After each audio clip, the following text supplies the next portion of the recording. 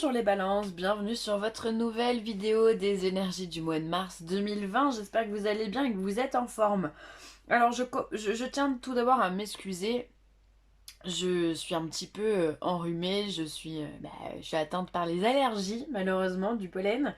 Donc excusez-moi si je tousse ou voilà ou autre. Voilà, mes plus plates excuses.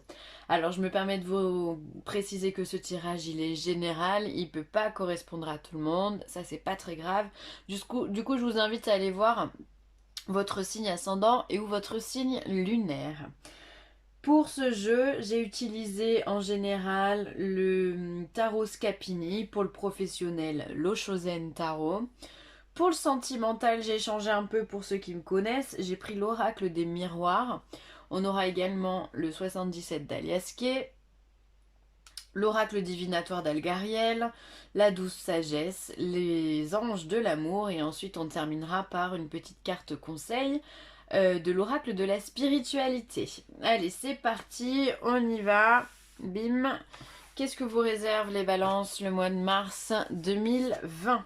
Alors, on commence avec la reine d'épée. La reine d'épée, c'est une carte que j'aime bien puisque c'est une carte qui vient nous signer la prise de décision.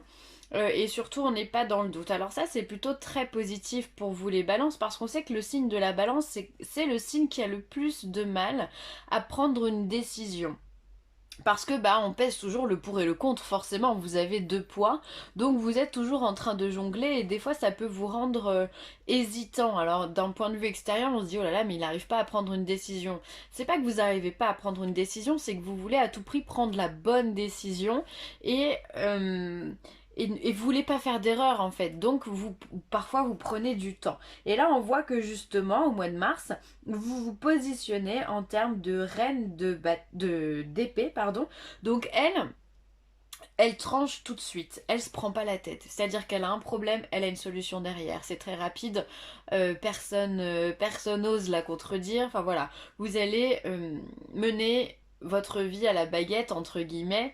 Vous allez prendre des décisions très rapidement, vous allez trancher parce que je pense que vous en avez besoin. On va voir les cartes derrière, mais voilà, vous allez faire preuve de quelque part d'autorité aussi, puisque quand on prend une décision, il faut savoir être autoritaire pour pouvoir justement faire en sorte que les gens vous suivent. Et vous suivent et vous écoutent également. Donc ça c'est important. Donc vous allez vous imposer dans ce que vous avez à dire. Vous êtes voilà là, c'est quelqu'un d'organisé également cette reine. C'est quelqu'un voilà qui ne laisse rien au hasard. Quand elle parle, on l'écoute simplement. Ok.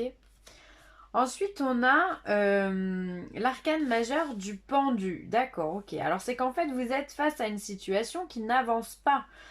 Puisqu'on est bloqué, on est sur une lame majeure, donc on est bloqué, et donc d'où le fait de prendre une décision. Alors, soit vous allez être celui qui prend la décision, soit la vie va vous imposer de prendre une décision parce que là vous faites face à une situation qui vous mène au blocage, d'accord? Qui vous mène justement à la limite. On ne peut plus avancer. Là, à part un mur, vous n'avez rien autour de vous. Voilà, on est sur quelque chose qui stagne depuis des années, peut-être des mois, parce que des années ça peut être beaucoup, mais en tous les cas, vous avez cette notion de là, j'arrive plus à bloquer, vous avez atteint votre limite. C'est pour ça qu'on vous demande de vous transformer en reine d'épée, d'accord? Là, on vous dit, ça suffit de réfléchir. Très clairement, ça suffit de peser le pour et le contre parce que quand on fait ça, on n'avance pas. On est dans la réflexion, on n'est pas dans l'action. Et là, on vous demande justement de mettre à bien votre réflexion, enfin poser carte sur table, c'est le cas de le dire, et puis aller de l'avant, hein. Et en plus, c'est hyper positif parce qu'on est sur un 9 de coupe. Le 9 de coupe, c'est les vœux exaucés, c'est-à-dire que vous êtes dans une situation peut-être dans laquelle vous n'arrivez pas à avancer. Et finalement, on vous dit que dès que vous aurez pris votre décision, ça sera la bonne en tous les cas. Ça sera celle qu'il vous faut et vous allez parvenir à ce que vous souhaitez. Là, on est vraiment dans... La carte 9 de coupe, pour moi, c'est une des meilleures, si ce n'est la meilleure, puisque c'est là que les vœux se réalisent, que ce que vous avez voulu, ce que vous avez anticipé, ce que vous avez rêvé, ce que vous avez mis en place, planifié, finalement, vous avez mis du temps à le mettre en place, puisque là on est quand même sur... quand on a le pendu, c'est que ça prend du temps et que même on stagne, on n'avance pas. Et bien maintenant, vu que vous allez prendre votre décision, et bien vous allez obtenir ce que vous voulez. Tout ce qu'on vous demande au mois de mars, les balances, c'est d'arrêter de pinailler, entre guillemets, si je peux m'exprimer comme ça. En tous les cas, arrêtez de stagner, prenez des décisions, imposez-vous, soyez vous-même, faites des choses qui sont en résonance avec vous, et peu importe ce que l'on pense, et de toute façon, à partir du moment où on prend une décision en accord avec soi-même, elle peut que être bonne, d'accord? À partir du moment où on l'assume, évidemment. Donc on prend des décisions pour vous, les balances. On avance. Ça c'est bien. Ensuite, professionnellement parlant, on va avoir la fête, on va avoir le compromis, d'accord? Et on va avoir l'instant présent. Ok. Alors pour vous, je pense que vous allez au travail... En fait, ça a l'air d'être un petit peu en double tranchant parce que vous avez quand même cette notion de fête. Donc alors, soit vous fêtez quelque chose, soit l'ambiance au travail est très positive et finalement c'est ce qui vous porte. Soit justement vous avez une bonne nouvelle, ça peut être une prime, ça peut être une augmentation, ça peut être un changement de service, peu importe ce que vous avez demandé. Et en même temps on a la carte du compromis. C'est-à-dire que si on est à faire des compromis, c'est que tout ne va pas forcément très bien. C'est qu'on accepte de dire ok, là j'aime pas ce que je fais, mais bon je le fais parce que j'ai pas le choix. Un petit peu par dépit. C'est comme si vous étiez sur une balance. Quelque part ça va très très bien et quelque part bon c'est quand même pas top et du coup il faut équilibrer tout ça. Mais par contre du coup vous vivez dans l'instant présent donc ça c'est bien. Du coup je pense pas, ce tirage ne résonnera pas avec les personnes qui ont de l'ambition dans l'entreprise par exemple où elles sont. C'est pas beau ce que je vais dire, mais elles subissent plus qu'autre chose leur travail. Elles y vont parce que finalement il y a les copains au travail, mais ce qu'on fait, ça nous passionne pas, ça nous donne pas envie. Donc du coup on vit l'instant présent. On n'a pas envie de se projeter, on n'a pas envie de postuler à un autre poste, à un autre service, on n'a pas envie de faire plus, on n'a pas envie de faire moins, on vit l'instant présent. On vient, on fait son travail et on repart. C'est comme ça que finalement, c'est un tirage qui va montrer du détachement, c'est-à-dire qu'on prend que ce qu'il y a de bon, hein, avec la carte de la fête, donc ça peut être les collègues, hein, mais ça peut être aussi quelque part, il y a quand même peut-être des choses dans votre travail qui vous correspondent, et donc dans ce cas, vous aimez bien ce que vous faites. Et du coup, j'ai perdu la phrase que je voulais vous dire. Je suis désolée. Bref, c'est pas grave, je sais plus où je voulais en venir, mais en tous les cas, vous vivez l'instant présent, on ne se projette pas. Il y a des choses qui vous plaisent, il y en a d'autres moins, donc du coup, on se projette pas sur l'avenir, on ne fait pas d'ambition, on ne fait pas de projet de carrière. On vit simplement. Ça peut être simplement aussi un contrat en CDD, un contrat en intérim. Ça peut être quelque chose de très ponctuel. Donc vous êtes content parce que vous avez trouvé un contrat. Le travail vous plaît bof, mais vous savez que de toute façon c'est ponctuel. Donc pas de prise de tête finalement au niveau du travail. Alors, sentimentalement parlant, qu'est-ce que l'on a? Une femme, des correspondances et une réunion. Alors, pour moi, ça peut être justement l'invitation d'une femme, ou alors vous êtes une femme et vous invitez quelqu'un. Vous mettez peut-être alors pour moi, c'est une personne qui a déjà rencontré quelqu'un, c'est récent, et du coup on a des invitations à manger, à partager du temps ensemble. On communique sur ça, on sort, on parle, on discute, on prend le temps d'apprendre à se connaître. Pour moi, c'est vraiment ça. Alors soit vous êtes cette femme qui allait vers l'homme, ou la femme d'ailleurs, c'est pareil, et c'est vous qui êtes... à l'initiative de ces prises de rendez-vous et de ces échanges, soit messieurs, vous êtes en train de convoiter une jeune femme en l'invitant, en l'appelant, en prenant soin d'elle. en l'invitant au restaurant ou simplement à la maison, en échangeant simplement un petit moment, voilà, on boit juste un café, on boit juste un thé. En tous les cas, il y a cette notion de... Parce que pour moi, la réunion, c'est vraiment, ben voilà, on a plusieurs personnes autour de la table, donc on discute, on parle, justement, on parle de ce qui va pas. Et la correspondance, c'est pareil, sauf qu'on se voit pas. Donc il pourrait y avoir beaucoup, beaucoup, beaucoup d'échanges. Et dans le fait de s'appeler, par téléphone et dans le fait aussi de se voir. Voilà, pour moi, c'est les débuts d'une histoire. C'est sympa, c'est doux, ça fait du bien, c'est des flirts. Donc, pour toutes les personnes qui viennent de rencontrer quelqu'un, c'est ce schéma-là. Et pour celles qui sont encore célibataires, eh bien, justement, vous allez rencontrer quelqu'un qui va vous permettre de rentrer dans cette énergie de partage et de communication, d'échange simplement, hein. Et après, ça n'empêche que même pour les personnes d'ailleurs qui sont en couple, hein, ça peut être la femme justement, elle est très proche de son mari ou de son conjoint, voilà, et il peut y avoir également on sort au restaurant, enfin voilà, des invitations, on s'appelle beaucoup, on a besoin de communiquer, c'est possible aussi, hein. Tout est possible dans la vie. Allez, ensuite, le 77 d'Aliaski. Encore les communications. Bah dis donc, vous avez envie de parler les balançants. On a la clé, on a l'été, on a l'homme, ah bah encore. On a l'avion, on a le bateau, ok. Et on a la spiritualité. Ah, vous voyez pas tout, mince. Alors, je vais prendre ça. Je vais le monter un peu.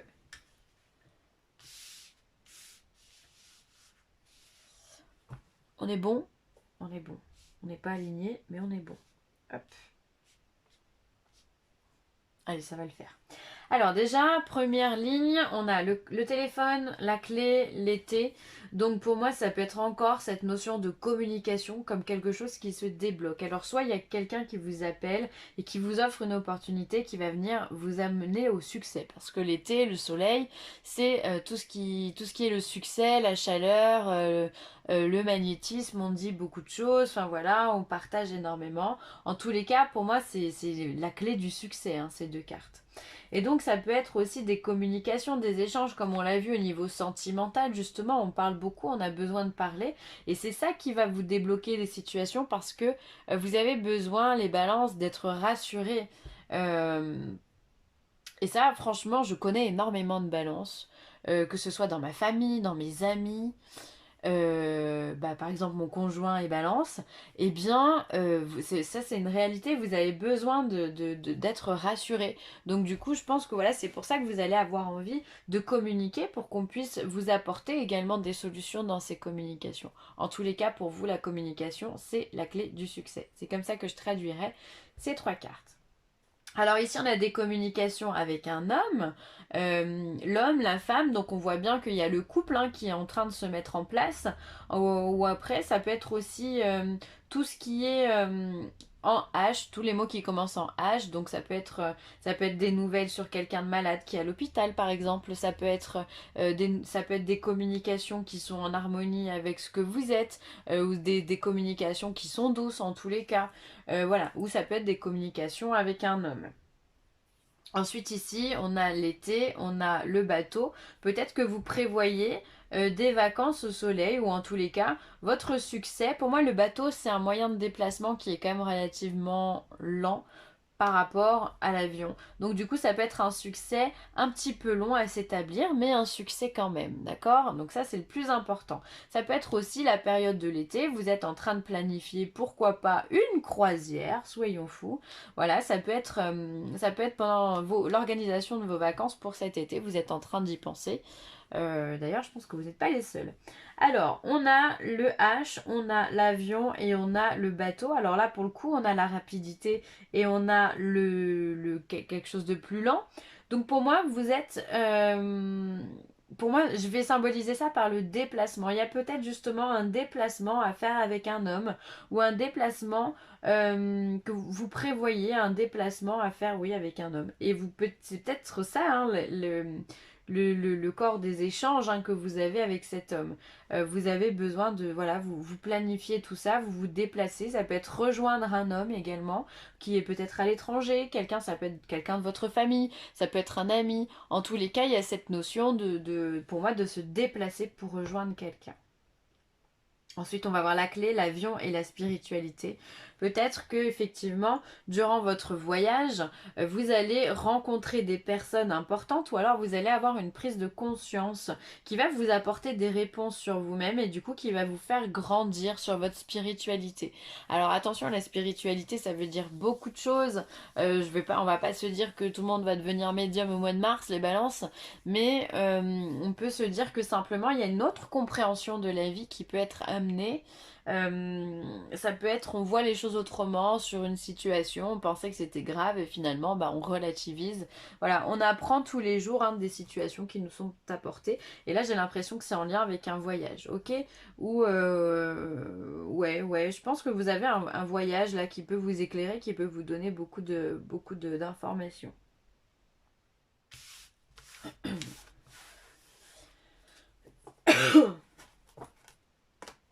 Alors ensuite ici, alors on a la carte 13, pardon, c'est le pendule. Le pendule c'est un objet de divination, disons-le. Effectivement, on a une petite cordelette avec un poids enfin, dessous que l'on prend dans sa main et selon la question que l'on va poser, le pendule va nous donner une réponse oui, non ou pas de réponse, ok? Et donc en fait cette carte elle va venir symboliser ce côté magnétique que vous avez en ce moment. Vous êtes attirant, vous êtes magnétique, vous êtes charismatique, voilà c'est ça, on a ce petit truc justement qui se développe, on est rayonnant, d'accord, on a un taux vibratoire qui est élevé et on s'intéresse à plein de choses. Et effectivement, ça pour le coup, ça peut être lié directement à votre spiritualité que vous êtes en train de faire grandir.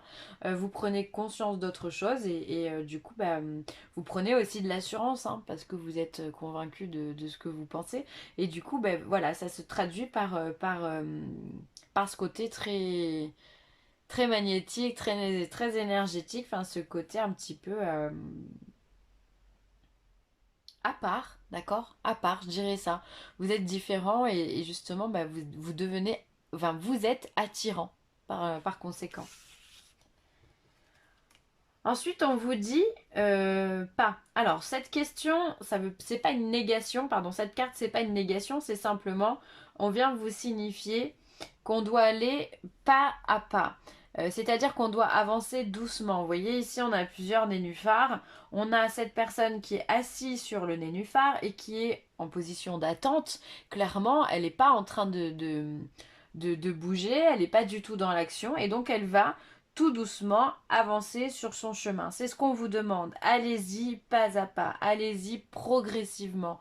Ne soyez pas dans la précipitation, mais ne soyez pas non plus dans l'arrêt total, comme on l'a vu tout à l'heure avec le pendu. Au bout d'un moment, il va falloir prendre une décision. Il va falloir quitter sa zone de confort pour aller sur l'autre nénuphar pour qu'on puisse avancer. Sinon, il n'y a aucun sens. Donc on vous dit d'aller à votre rythme quand même, mais de savoir prendre des décisions. Avancer pas à pas, step by step.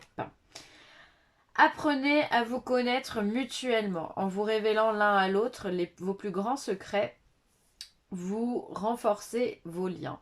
Là, c'est exactement ce qu'on a vu et dans le 77 d'Aliaské et dans l'oracle des miroirs, c'est-à-dire que vous êtes dans la communication. Vous avez besoin de parler, vous avez besoin de savoir à qui vous avez affaire et pourquoi et comment et d'avoir tous les tenants et les aboutissants et de connaître parfaitement sur le bout des doigts votre partenaire et la personne avec qui vous allez vous engager. D'accord? Il n'y a que comme ça, finalement, que vous allez être rassuré par rapport à la relation que vous avez ou que vous allez vivre, que ça ira pour vous.